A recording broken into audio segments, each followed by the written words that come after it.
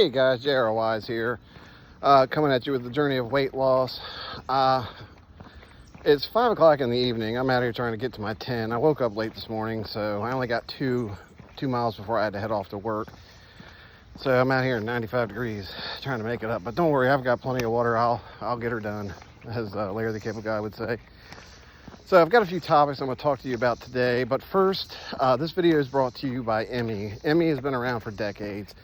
They've proven themselves to be extremely reliable, and currently their main focus is to make it big on YouTube.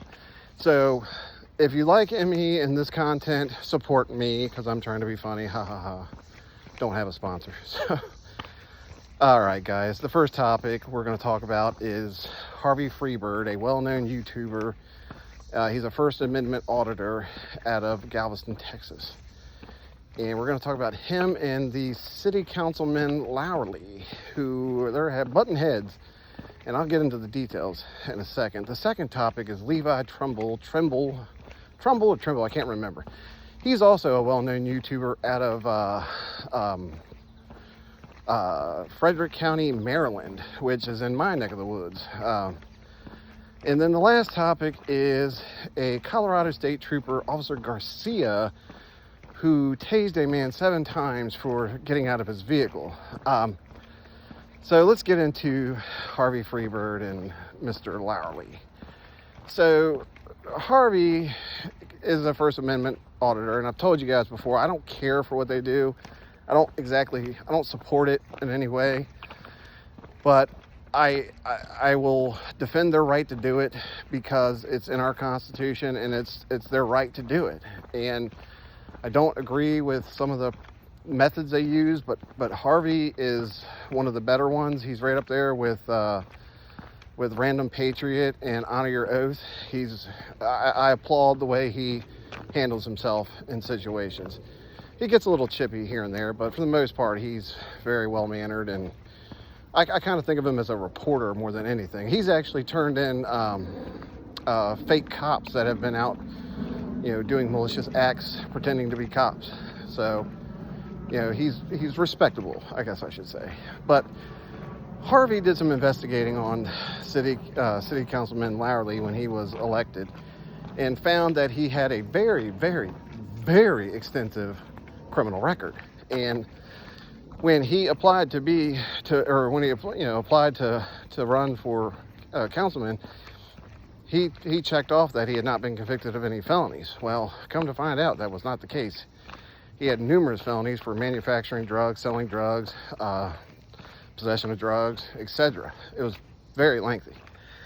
So they tried to get him off of the council with that, but it wasn't enough because they had actually been expunged, but they hadn't been expunged in the state they occurred in, and that's how Harvey was able to find them.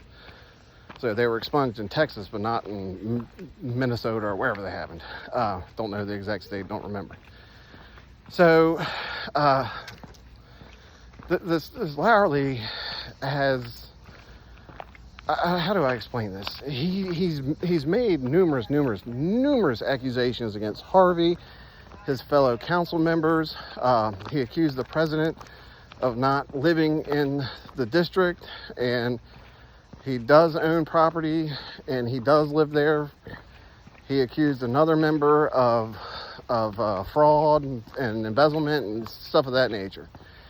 And he's making all these accusations, and he doesn't have proof to back them up. And he's also not following the policy and procedures to make some kind of accusation like that. There's a method to that. If you want to report something, you can, but you have to follow the policy. He's just spitting it out the mouth at these meetings and, pointing, getting loud, and it's embarrassing. And, I don't know why they haven't been able to get him off the council. They even tried to have him have a mental examination done, but he must have said the magic words that got him out of it, because it didn't happen. So anyhow, Harvey has been harassed by this guy ever since he uncovered the felony charges and convictions.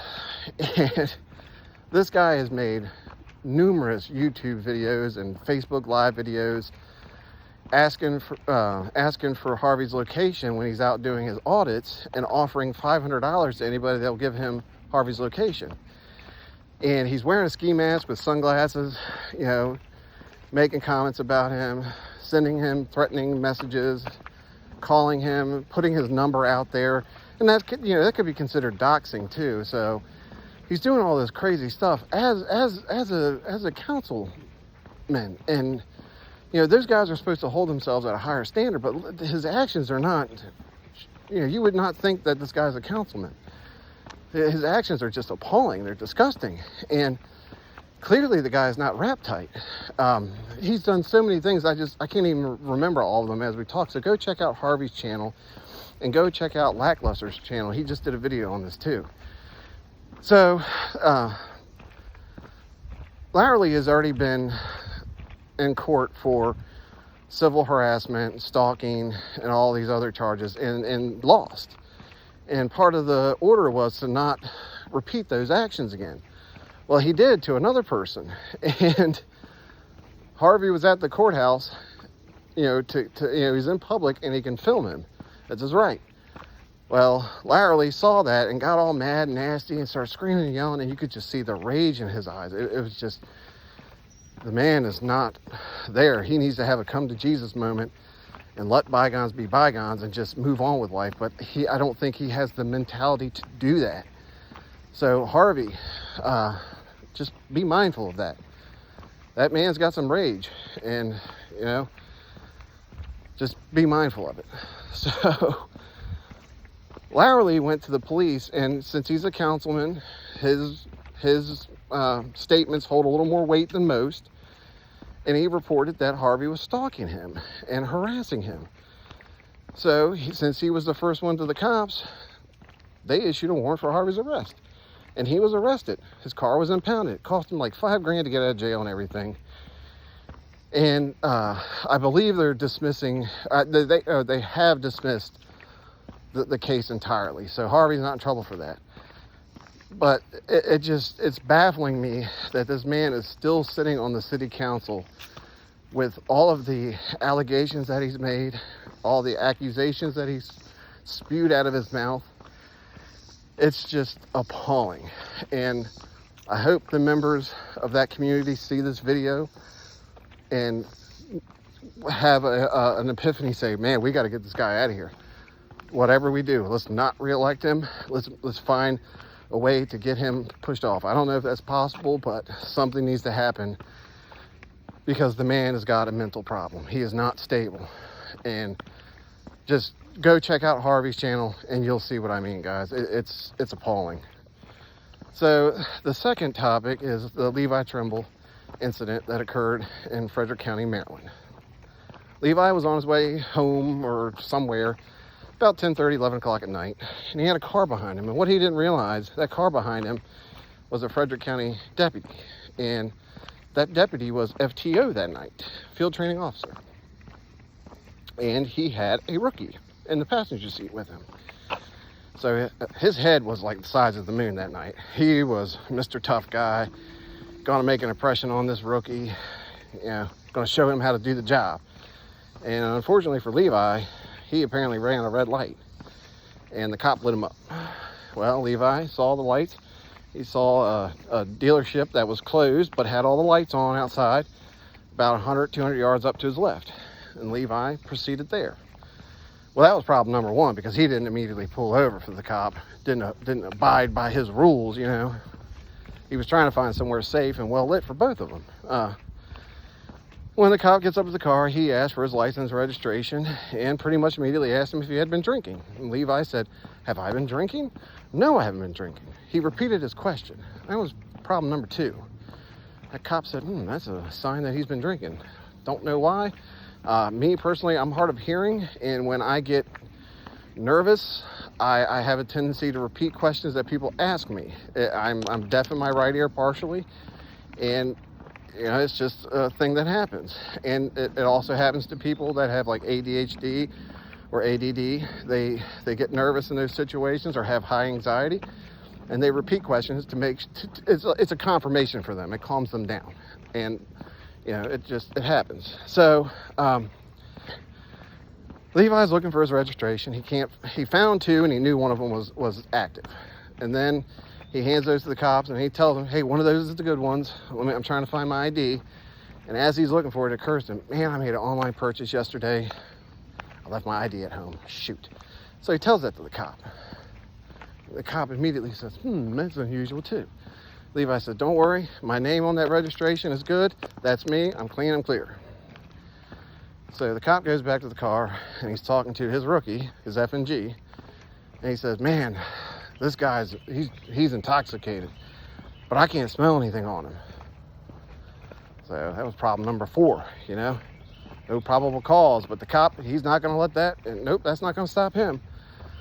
So he goes back to the car, and he tells Levi, I need you to step out of the vehicle, and you're going to perform some field sobriety tests for me. Levi says, yeah, sure, I'll step out of the car, but I'm not performing the field sobriety test. And boy, the cop's demeanor changed right then and there.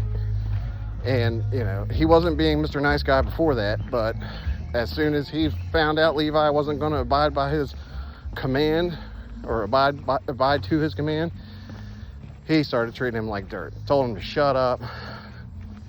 You think you're so smart, but you're not. Levi told him that he was sober and he'd blow triple zeros. He said, I don't give an F. Just treating him like dirt. And it was very disrespectful. So the cop proceeds to arrest Levi because he claimed he had no way to prove that he wasn't intoxicated because he wouldn't do the DUI test.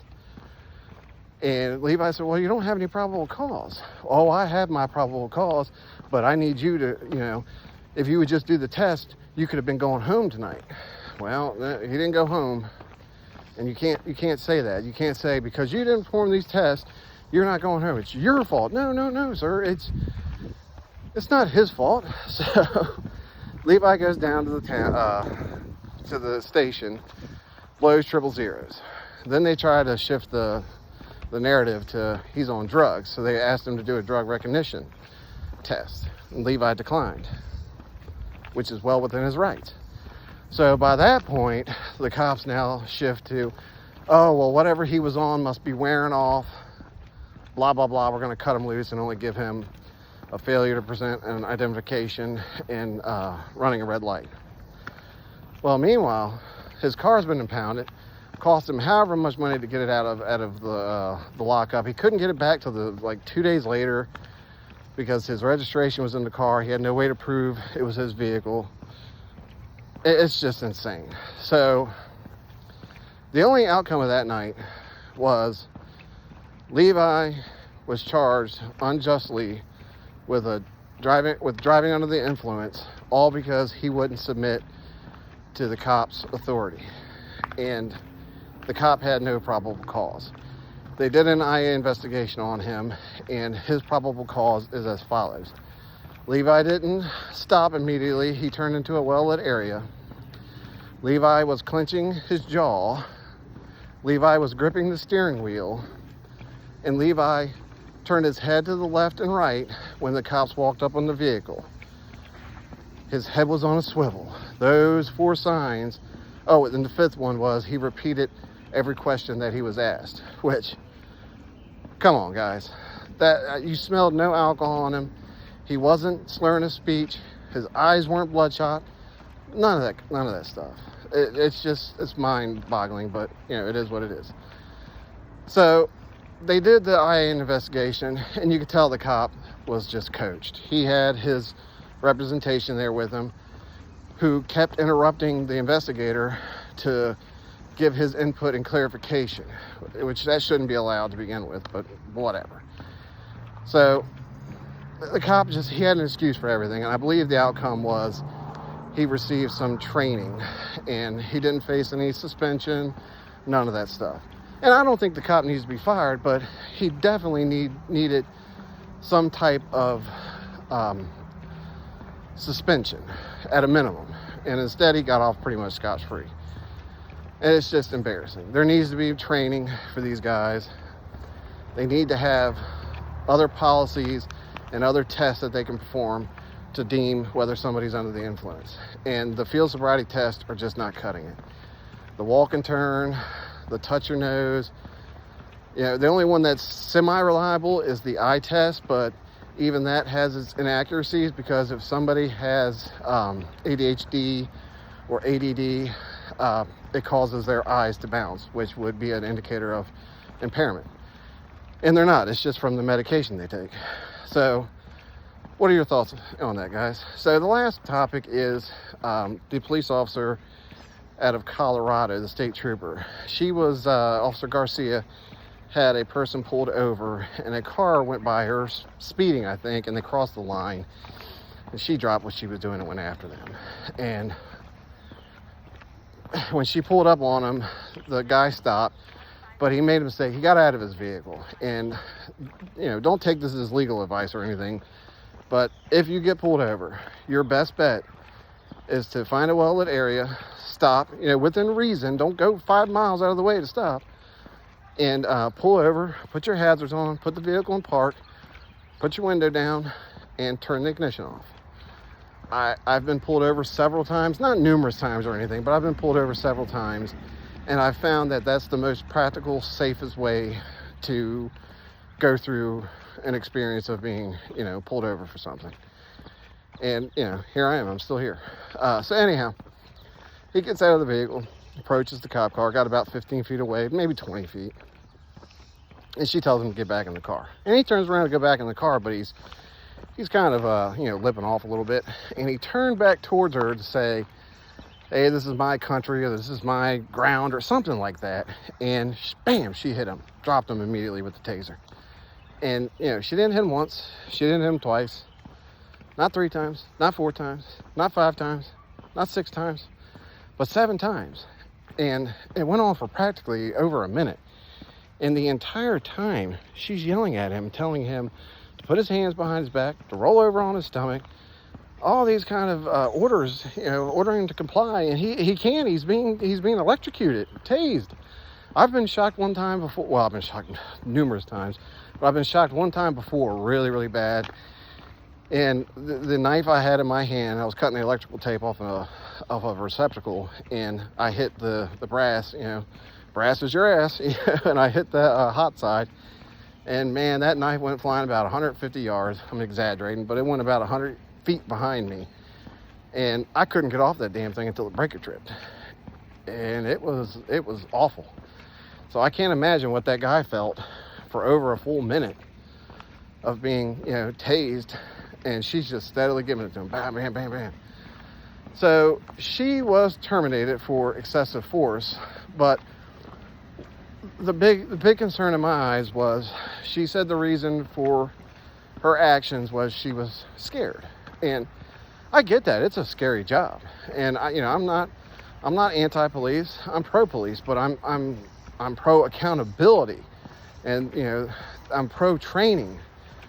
And they're not getting enough training, and I can't help but feel, had they given her more training, that there would have been a different outcome. Now that guy has to live with the pain and suffering, and the state's going to have to live with a hefty payout, and it's all because she wasn't trained properly from Jump Street. So let me know your thoughts, guys. Like, share, and subscribe. And if there's any other topics you want to hear about, just let me know. I will gladly, watch the content and discuss it on here. I do a lot of walking. I do a lot of driving. So I listen to YouTube videos and news reports and stuff. And I'm really enjoying talking about it on here. And I enjoy hearing everybody's feedback. So, like, share, and subscribe. Donkey punch that like button. Drop kick the subscribe button. And, goose the share button. I don't know. I'm trying to be funny, guys. All right, take care. Don't forget, weigh-in is on Saturday. I'm hoping to drop a few pounds, but we'll see where we're at. All right, guys. Have a good evening. Take care.